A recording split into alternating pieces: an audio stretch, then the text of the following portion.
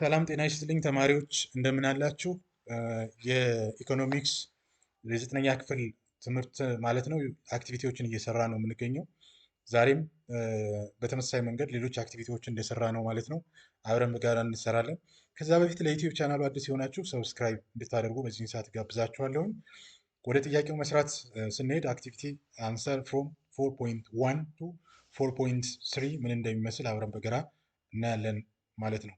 እንግዲህ አክቲቪቲ 4.1 ላይ የጠየቃችሁ ጥያቄ ዲፋይን ዲማንድ ኤንድ ሴት ዘ ሎው ኦፍ ዲማንድ፣ ዲማንድን መግለጽ እና የዲማንድን ህግ ሎው ኦፍ ዲማንድን በሚገባ መግለጽ እንዳለባችሁ ነው። ዲማንድ ስንል እንግዲህ it refers to the amount of commodity which an individual buyer is willing and able to buy at a given price during at a given period of time እንግዲህ ጊቨን ፔሪድ ኦፍ ታይም አለ፣ ጊቨን ፕራይስ አለ፣ ዊሊንግ ኤንድ ኤብል ቱ ባይ ይሆናል ማለት ነው። እነዚህም ባካተተ መንገድ ዲማንድን ዲፋይን ማድረግ እንችላለን። ዘ ሎው ኦፍ ዲማንድ ማለት ስቴትስ ዛት አዘር ቲንግስ ቢንግ ኢኳል ኦር ሲትረስ ፓሪቨስ ማለት ነው። አዘር ቲንግስ ቢንግ ኢኳል ማለት ሲትረስ ፓሪቨስ ማለት ነው። አት ሃየር ፕራይስ ኮንሱመር ዊል ፐርቼዝ ሌስ ኦፍ ኮሞዲቲ ኤንድ አት ሎወር ፕራይስ ኮንሱመር ዊል ፐርቼዝ ሞር። ያ ሚንስ ማለት ምንድነው? ፕራይስ ሲጨምር ዲማንድ ይቀንሳል፣ ፕራይስ ሲቀንስ ዲማንድ ይጨምራል ማለት ነው። ሁለተኛው ጥያቄ ኤክስፕሌን ዋይ ዘ ዲማንድ ከርቭ ኦልዌይስ ስሎፕስ ዳውንዋርድ ፍሮም ሌፍት ቱ ራይት ነው የሚለው። ዘ ዲማንድ ከርቭ ኦልዌይስ ስሎፕስ ዳውንዋርድ ፍሮም ሌፍት ቱ ራይት ቢኮዝ ዊዝ ዘ ፎል ኢን ፕራይስ ሞር ኦፍ ዩኒትስ ኦፍ ኮሞዲቲ ዊል ቢ ዲማንድድ ኤንድ ዊዝ ዘ ራይዝ ኢን ፕራይስ ሌስ ዩኒትስ ኦፍ ኮሞዲቲ ዊል ቢ ዲማንድድ። ቅድም የተገለጸው ሎው ኦፍ ዲማንድ ማለት ነው በተዘዋዋሪ መንገድ። when the price of a commodity falls a consumer can only buy more of the commodity with the same amount of money indicating an increase in his real income ጋር በተያያዘ መንገድ በእነዚህ ምክንያቶች የዲማንድ ከርቭ ስሎፕ ዳውን ፍሮም ሌፍት ቱ ራይት ይሆናል ማለት ነው። አክቲቪቲ 4.2 ላይ የተሰጣችሁ ጥያቄ ደግሞ ዲፋይን ሳፕላይ ኤንድ ስቴት ዘ ሎው ኦፍ ሳፕላይ ነው።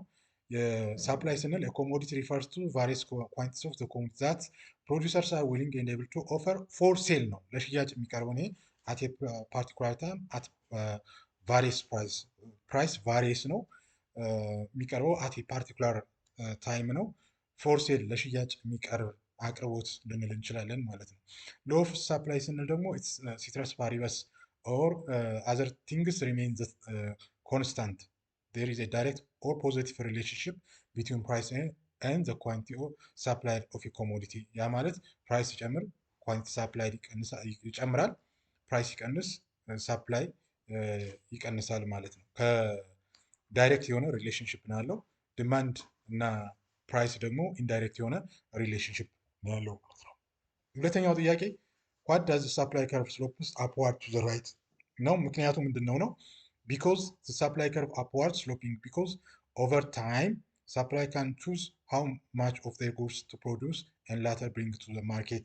Supply in market can be depicted as an upward sloping supply curve that shows how quantity supply will respond to various price over a period of time. When the price of a commodity falls, it becomes relatively cheaper and that is substitute ይሆናል ማለት ነው። በእነዚህ ምክንያቶች የሳፕላይ ከርቭ ስሎፕ አፕዋርድ ቱ ዘ ራይት ይሆናል ማለት ነው። ሶስተኛው የተጠየቃችሁት ጥያቄ ሁለት ጥያቄዎች ናቸው። አክቲቪቲ 4.3 ላይ ማለት ነው። ዋት ኢዝ ዘ ሚኒንግ ኦፍ ማርኬት ኢኩሊብረም? ማርኬት ኢኩሊብረም ማለት ምን ማለት ነው ነው የሚለው ኢት ሪፈርስ ቱ ዊች ዘ ኳንቲቲ ዲማንድ ኦፍ ኮሞዲቲ ኢኳልስ ዘ ኳንቲቲ ሳፕላይድ። በኳንቲቲ ሳፕላይድ እና በኳንቲቲ ዲማንድ መካከል እኩል ሲሆን ማርኬት ኢኩሊብረም እንላለን። ኤክስፕሌን ዘ ዲፈረንስ ቢትዊን ኢኩሊብረም ፕራይስ ኤንድ ኢኩሊብረም ኳንቲቲ። በኢኩሊብረም ፕራይስ እና ኢኩሊብረም ኳንቲቲን ልዩነቱ ምንድን ነው ብለን ስንል እዚህ ጋር እንግዲህ እንደምናየው ይሄ ዲማንድ ከርቭ ነው፣ ይሄኛው ሳፕላይ ከርቭ ነው። ይቺ ፖይንት እዚህ ጋር የምናያት ከርሰሯ ላይ የምታዩት ከሆነ ማርኬት ኢኩሊብረም እንላለን። ይሄኛው ፕራይስ ፒ ኢኩሊብረም ፕራይስ እንላለን። ይችን ኪው እዚህ ጋር ያገኘናትን ኢኩሊብረም ኳንቲቲ እንላለን። ኢኩሊብረም ፕራይስ ነው the price at which the quantity demanded of commodity equals the quantity supplied is called equilibrium price እንላለን። ኢኩሊብረም ኳንቲቲ refers to quantity of goods supplied in the market when the quantity supplied by sellers exactly matches quantity demanded by buyers። ገዢውና ፈላጊውና የቀረበው ነገር ሲመጣጠን ኳንቲቲ ኢኩሊብረም ኳንቲቲ እንላለን ማለት ነው። እንግዲህ ምዕራፍ አራትን አክቲቪቲ 1 እና 3 እስከ 3 ያሉትን በዚህ መንገድ ለመስራት ጥረት አድርገናል።